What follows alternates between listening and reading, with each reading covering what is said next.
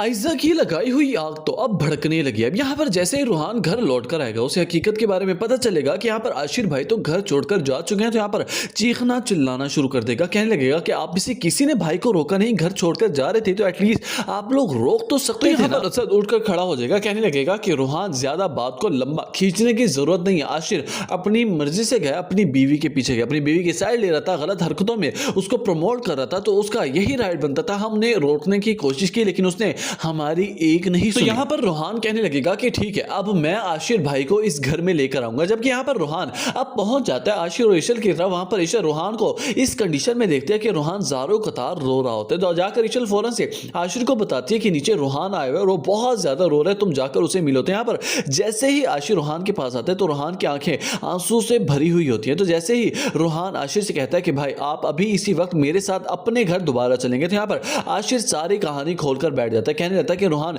इशल को उस घर से निकाला गया। तो जब उसे बेकसूर की सजा मिली गई, उसे घर से निकाला गया, तो मैं इशल के बगैर नहीं रह सकता, मैं भी उसी के साथ अब इस घर में रहूंगा। तो यहाँ पर रूहान कहने लगेगा कि भाई हम इशल भाभी को भी अपने साथ लेकर जाएंगे ना। तो यहाँ पर दूसरी तरफ आप देखेंगे कि यहाँ पर आयजा तो बहुत ज्यादा खुश है, इशल और आशिर को घर से निकलवाकर बहुत ज्यादा अच्छा फील कर रहे हैं, क्योंकि आयजा का यही तो मंसूबा था कि सारे घर में सिर्फ और सिर्फ हुकूमत चले तो सिर्फ आयजा की। आपका नहीं ख्याल कि अब आयजा का भी अंजाम बहुत करीब है? अपनी कीमत से आगाह करना मत भूलिएगा नीचे कॉमेंट सेक्शन।